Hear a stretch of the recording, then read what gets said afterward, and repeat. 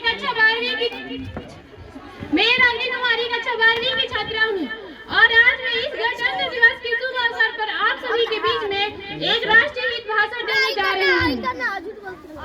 देशभक्तों से ही देश की शान है, देशभक्तों से ही देश की मान है, देशभक्तों से ही देश की शान है, देशभक्तों से ही देश की मान है। हम उस देश के फूल हैं यारों, जिस देश का नाम हिंदुस्तान है, जिस देश का नाम हिंदुस्तान है। जैसा कि हम सभी जानते हैं कि आज 26 जनवरी का दिन है और हम सभी यहाँ पर अपने देश के 73वें गणतंत्र दिवस मनाने के लिए उपस्थित हुए हैं।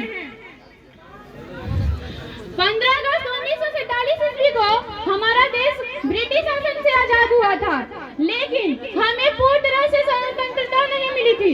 हमें किसी कार्य को करने की आजादी, किसी के सामने बोलने की आजादी, अपने शोषण के विरुद्ध लड़ने की आजादी, अब हमारे संविधान का निर्माण हुआ। हमारे संविधान के द्वारा हमें लड़ने का अधिकार, शिक्षा का अधिकार, संस्कृति का अधिकार आदि कई अधिकार हमें प्राप्त हुए हैं, जो सिर्फ हमारे संविधान के द्वारा ही हमें प्राप्त हुआ है। और इस संविधान के जनक हमारे डॉक्टर भीमराव अम्बेडकर है। हमारा संविधान 1946 ईस्वी को लिखने का कार्य प्रारंभ हुआ और 26 नवंबर 1949 ईस्वी को बनकर तैयार हो गया। ठीक इसके 2 महीने बाद 26 जनवरी 1950 ईस्वी को इसे लागू कर लिया गया। तब से हम हर साल 26 जनवरी को गणतंत्र दिवस के रूप में मनाते आ रहे हैं। हमारे संविधान के डॉक्टर भीमराव अम्बेडकर समाज में चल रहे कुरीतियों, जाति प्रथा, सती प्रथा, धर्म, जाति संप्रदाय संविधान के द्वारा ही समाप्त कर पाए हैं। हमारे डॉक्टर भीमराव अम्बेडकर एक ऐसे किरण पुंज तेज आदमी का नाम है जो प्रकाश ही प्रकाश देता है लेकिन कभी जलाता नहीं। हमारे डॉक्टर भीमराव अम्बेडकर अपने माता पिता के 14वीं संतान थे। वो एक महार जाति से थे और उस समय महार जाति को एक अछूत जाति समझा जाता था। डॉक्टर भीमराव अम्बेडकर जब बचपन में पढ़ने के लिए विद्यालय जाते थे तो उनके साथ अछूतों सा व्यवहार किया जाता था। उनको पढ़ने का अधिकार नहीं दिया जाता था। उनसे ये बोल दिया जाता था कि तुम अछूत वर्ग के हो, तुम्हें पढ़ने का कोई अधिकार नहीं है। अगर किसी रास्ते से उस जाति का आदमी जा रहा है तो उस रास्ते पर डॉक्टर भीमराव अम्बेडकर को जाने का कोई अधिकार नहीं था, क्योंकि वो अछूत जाति के थे।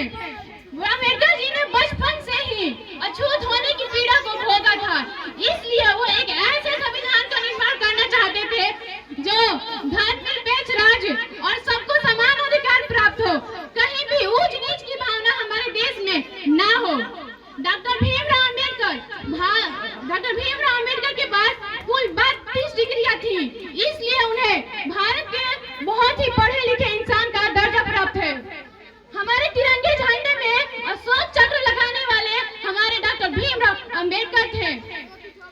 डॉक्टर भीमराव अम्बेडकर एक ऐसे भारतीय है जिनकी फोटो लंदन के संग्रहालय में कार्ल मार्क्स के साथ लगी हुई है। ऐसे भारतीय को आज सत नमन है, सत नमन है।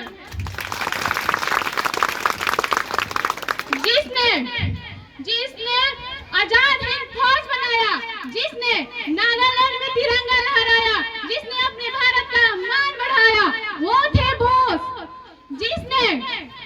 जिसने अपने बड़ों का सम्मान किया, जिसने अंग्रेजों का अपमान किया, जिसने अपने भारत के लिए अपने प्राण गंवा दिए, वो थे बोस। जिसने उड़ा दिया अंग्रेजों की होश, जिसने भरा भारतीयों में जोश, वो थे हमारे बोस, सुभाष चंद्र बोस। हमारे भारत के पहले सिपाही जिन्होंने अपने भारत को आजादी दिलाने के लिए जमकर लड़ाई लड़ी और हमारे भारत को आजादी दिलाई। मैं अपने भारतीय सिपाही के बारे में कुछ कहना चाहूंगी। वो सिपाही जो रात दिन पूर्ण तटस्थता के साथ और कैसी भी परिस्थिति हो, कड़ी धूप, सर्दी, बरसात, किसी भी हालत में वो हमारे बॉर्डर पे लड़ते हैं। वो हमारे असली हीरो हैं। मैं उनके बारे में कुछ कहना चाहूंगी, जिसके वजह से हम आज यहाँ पर गणतंत्र दिवस मना रहे हैं। उनके लिए मैं एक छोटी सी कहानी जो वास्तविकता पर आधारित है मैं कहना चाहूंगी। कृपया शांति से बनाएं। 2 साल का लड़का और उसके पास में 6 महीने की बच्ची देखता है कि उसके घर में सब लोग रो रहे हैं, उसकी माँ रो रही है और अपनी माँ को देखकर रोने लगता है। उस छोटे से मासूम को क्या पता कि क्या हुआ। वो देखता है कि उसके पिता तिरंगे में लिपट कर लेटे हुए हैं। उस नन्ही से मासूम को क्या पता उसके पिता लेटे नहीं, अब वो कभी आने वाले नहीं है। लड़का जो बड़ा होता है उसकी माँ उसे बताती है कि तुम्हारे पिता एक बहुत ही कर्तव्यनिष्ठ सैनिक है। वो एक प्रतापी शूरवीर थे जिन्होंने अंग्रेजों के छक्के छुड़ा दिए, जिन्होंने आतंकवादियों को अपने देश से दूर भगा दिया। तुम्हें भी बड़े होकर अपने पिता के जैसा एक साहसी शूरवीर और एक भारतीय के प्रति एक बहुत ही अच्छा सैनिक बनकर दिखाना है। बच्चा और बचपन से ही एक फौजी बनने का सपना लेकर आगे बढ़ता है और आखिरकार वो कड़ी मेहनत कर अपने सपने को पूरा करने में लग जाता है। जब वो अपना परीक्षा उत्तीर्ण कर लेता है क्योंकि उसने मेहनत की थी, और जो मेहनत करेगा उसे तो फल मिलेगा ही, और फौजी की परीक्षा में उत्तीर्ण हो जाता है। उसकी माँ उसका मनोबल बढ़ाते हुए उसको अपने बॉर्डर पर लड़ने के लिए भेज देती है। लड़का अपने बॉर्डर पर जाकर एक फोटो खींचकर अपनी माँ के पास भेजता है, देखो माँ मैं कैसा लग रहा हूँ। उसकी माँ और उसे बॉर्डर की सुरक्षा करते हुए देखकर बहुत खुश होती है और कुछ महीने बाद वो छुट्टी लेकर अपने गाँव की शादी करा देती है। तभी थोड़ी देर फोन होता है, जल्दी आओ जल्दी आओ, बॉर्डर पर आतंकवादियों ने हमला बोला है। लड़का सब कुछ छोड़कर बॉर्डर पर लड़ने के लिए चला जाता है। यहाँ पर गोली, वहाँ पर बारूद, कहीं पर बम गिर रहे हैं, यहाँ पर लाशें तो कहीं वहाँ पर लाशें, यहाँ पर लाशों की ढेर लग गई थी। एक गोली उस लड़के को भी लग जाती है। लड़का हारता नहीं, फिर भी अपनी बंदूक लेकर दुश्मनों के सीनों में छल्लियां कर देता है, क्योंकि उसे अपने पापा की तरह बनना था, क्योंकि उसे एक शूरवीर सैनिक बनना था। प्यार से पालकर बड़ा किया और उसे बड़ी ही मेहनत से एक फौजी में भर्ती कराया। क्या हाल हुआ होगा उस बीवी का, उस पत्नी का, जिसने अपने बेटे की सूरत भी नहीं देखी थी। उसे क्या पता था उसे अपने पति की लाश देखनी पड़ेगी। क्या हाल हुआ होगा उस बहन का जिसने अपने भाई के कलाई में राखी बांधी थी कि भैया तुम मेरी राखी तुम्हें हर मुसीबतों से बचाएगी। लेकिन क्या होगा उस बहन की जिसके भाई अब नहीं रहा। और हमारे नेता लोग बोलते हैं कि जिस भारतीय शहीद फौजी हुए हैं उनको सारी सुविधाएं दी जाएंगी, उनको कभी बेटे ना होने की एहसास नहीं होंगे। क्या वो सच में करते हैं? मुझे तो नहीं लगता। अच्छा आप लोग, मुझे एक बात समझ में नहीं है, एक नहीं बनता है फौजी क्यों नहीं? क्या आपने कभी किसी नेता के बेटे को फौजी बनते हुए देखा है? मुझे भी नहीं लगता। एक फौजी बनना इतना आसान नहीं है।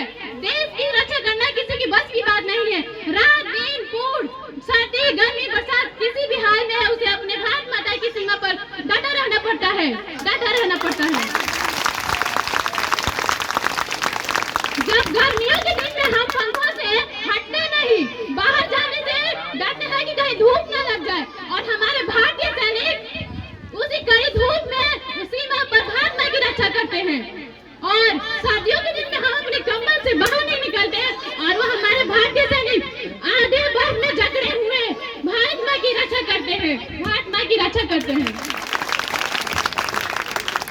किसी माँ ने अपना बेटा खोया, किसी बहन ने खोया अपना भाई, किसी माँ ने अपना बेटा खोया, किसी बहन ने खोया अपना भाई, किसी की मांग हुई सुनी तो सुनी हुई कलाई, किसी की मांग सुनी हुई तो किसी की सुनी हुई कलाई। जिसका